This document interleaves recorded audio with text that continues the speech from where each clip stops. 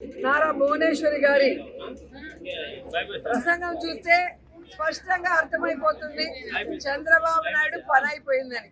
So మేము ఏదైతే ఎన్ని రోజులు చెప్పుకుంటూ వచ్చామో ఈరోజు తన మనసులో మాట చంద్రబాబు నాయుడుకి రెస్ట్ తీసుకునే వయసు వచ్చింది, ఇక ఆయన రెస్ట్ తీసుకుంటాడు, కుప్పంలో కంటెస్ట్ చేయాలని నాకు కోరికగా ఉంది అని చెప్పి ఏడ్చేవాలే. అక్కడ భువనేశ్వరి గారు అన్నది ఒకటి, మీరు ప్రచారం చేసేది ఒకటి. వీడియో పూర్తిగా చూసావు ఎందుకు ఆ పీటీఎంకి ఒకరు ఎడిట్ చేసిన పట్టుకొచ్చి అదే నిజం, భువనేశ్వరి గారు ఇలా మాట్లాడారు, చంద్రబాబు నాయుడు గారు పని అయిపోయింది, కుప్పంలో భువనేశ్వరి గారు పోటీ చేయాలని చెప్పని అనుకుంటున్నారు, ఒక 2 నెలలు ఆగితే ఎవరి పని అయిపోయిందో ఏంటో అందరికీ అర్థమైపోద్ది. మనం చూసాం కదా, సిద్ధం సభలో నిన్ను పక్క కూడా రానవ్వలేదు, సెక్యూరిటీ కంటే సరే ఒక మంత్రి పైగా నువ్వు. మనకి ఇక్కడ దిక్కు దివానం లేదు కానీ ఇక్కడ మన సోలుకవర్లు చెప్తాం వాళ్ళ పని అయిపోయింది వీళ్ళ పని అయిపోయింది. ముందు మన పని అయిపోయింది, మనకు తెలియట్లా ఆ విషయం. నీ పని అయిపోయిందా నీకు ఆ విషయం నీకు తెలియట్లా. మేము చూసాం కదా, మంత్రి ఉషశ్రీ చరణ్ పక్కనే ఉంది, నువ్వు వెనకాదని చూస్తా ఉంటే సెక్యూరిటీ కంటేసి నేను సిగ్గు సరలేదు నీ బతికి. ముందు నీ పని అయిపోయింది, జగన్మోహన్ రెడ్డి పని ఎలాగే అయిపోయింది. ఒక 2 నెలలు ఊపు పట్టండి. ఈ ఎన్నికలు వచ్చింది అంటే అప్పుడు అర్థమైపోతుంది సినిమా మొత్తం కూడా. ఒక్క మాట నిజం ఉండదు. నీ బతికెట్టుకుని ఏ రోజైనా కానీ నిజం మాట్లాడేవా ఎప్పుడైనా కానీ? వాళ్ళు ప్రచారం చేస్తారు, ఎడిట్ చేసేసి కట్ చేసి వేస్తారు ఆఫీషియల్లో, నువ్వు వచ్చి మాట్లాడేస్తావు. నువ్వు ఇంకా కొంతమంది పనికిమాలలో ఉన్నారు, వాళ్ళు మనకి ఏనాబొచ్చు తెలీదా? ఇక్కడ మనం మురిగేయాలంతే, అంతేనా? చూసావు అసలు భువనేశ్వరి గారు ఏం మాట్లాడారు ఏంటి అనేది క్లియర్గా చూసావండి. అసలు నువ్వు చూడం, మనం ఎక్కడ చూస్తాంలే, మనం గతంలో చూసాం కదా. చంద్రబాబు నాయుడు గారు ఫోటో ఒకటి మార్పు చేసి దాన్ని వైఎస్ఆర్సీపీ పార్టీ అఫీషియల్ పేజీలు ఎత్తే అదే నిజం అని చెప్పి నమ్మేసి నువ్వు వచ్చి మాట్లాడేసావు అంతే.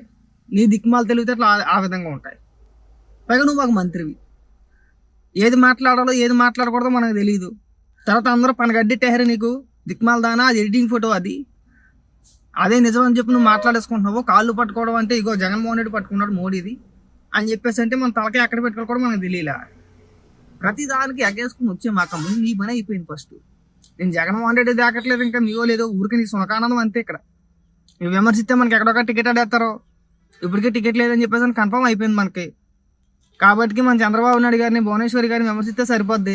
లాస్ట్ మినిట్లో అయినా మన పైన కనికరం చూపించి మన మొఖాన్ని టికెట్ అడిగితే ఎక్కడక్కడ పోటీ చేయొచ్చు అనే ఆలోచన ఇది. ముందు నీకు టికెట్ లేదు, ముందు నీ పని చూసుకుని ఫస్ట్.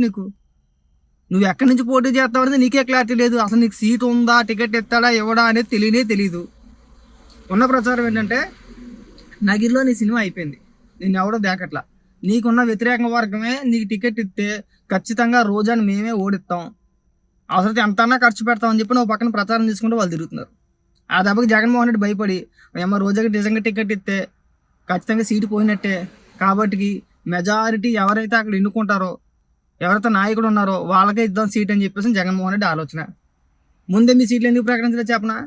నీకు టికెట్ లేదని ముందే తెలిసింది అనుకో, ఇప్పుడు చంద్రబాబు నాయుడు గారిని ఎలా విమర్శిస్తున్నావు, అవసరం నువ్వు జగన్మోహన్ రెడ్డిని కూడా అలాగే విమర్శిస్తావు. ఆ విషయం జగన్మోహన్ రెడ్డి బాగా తెలుసు. అయితే వెనకటికో సామెత ఉంది, విశ్వాసం లేని కుక్క అంటారు కదా, మనం ఆ టైప్ మాట. మనకు విశ్వాసం ఉండదు, నిజంగా విశ్వాసం లేని కుక్క అనాలి నిన్నంతే కదా. నీకు ఇంతకే లేట్ ఇచ్చేసింది, అందుకే నీ సీట్ ఇంకా ప్రకటించకపోవడానికి కారణం కూడా అదే. లాస్ట్ మినిట్లో ప్రకటిస్తారు, దీనికి టికెట్ లేదు పోండి గంటండి అవతల. కానీ అప్పుడు నువ్వు ఎంత మురిగినా కానీ ఎన్నికల మూమెంట్లో కొట్టుకుపోతే తప్పితే ఉపయోగం లేదు. కాబట్టి ముందు మనకి సీట్ ఎత్తున్నాలో తెలుసుకుని మాట్లాడితే బాగుంటుంది.